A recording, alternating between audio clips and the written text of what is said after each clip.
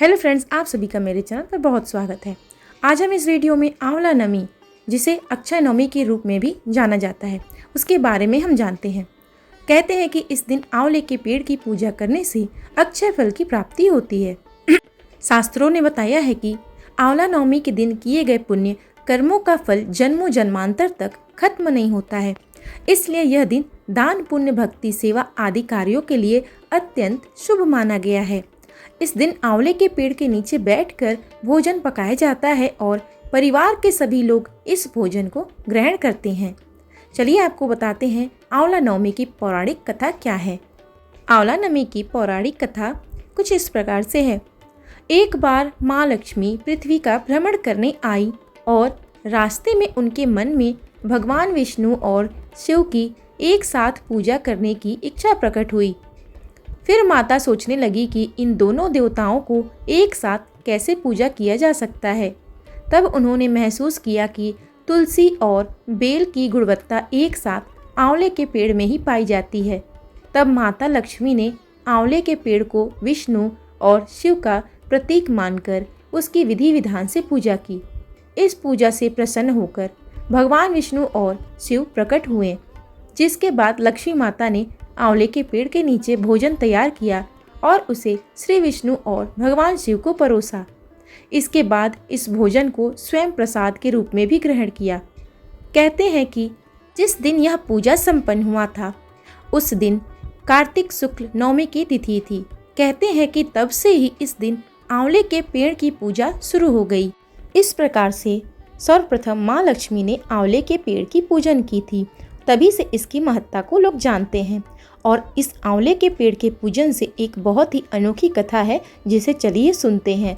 आंवले पूजन के दिन कथा को सुनने और सुनाने का भी विशेष महत्व है। यह कथा कुछ इस प्रकार से है। एक राजा था, उसका प्रण था वह रोज 1.25 मन आंवले दान करके ही खाना खाता था। इससे उसका नाम आंवलया राज पड़ गया। एक दिन उसके बेटे बहू ने सोचा कि राजा इतने सारे आंवले रोजाना दान करते हैं, इस प्रकार तो एक दिन सारा खजाना खाली हो जाएगा। इसलिए बेटे ने राजा से कहा कि उसे इस तरह दान करना बंद कर देना चाहिए। बेटे की बात सुनकर राजा को बहुत दुख हुआ और राजा रानी महल छोड़कर बियाबान जंगल में जाकर बैठ गए। राजा रानी आंवला दान नहीं कर पाए और प्रण के कारण कुछ खाया नहीं। जब भूखे प्यासे 7 दिन हो गए, तब भगवान ने सोचा कि यदि मैंने इसका प्रण नहीं रखा और इसका सत नहीं रखा तो विश्वास चला जाएगा। इसलिए भगवान ने जंगल में ही महल, राज्य और बाग बगीचे सब बना दिए और ढेरों आंवले का पेड़ भी लगा दिया।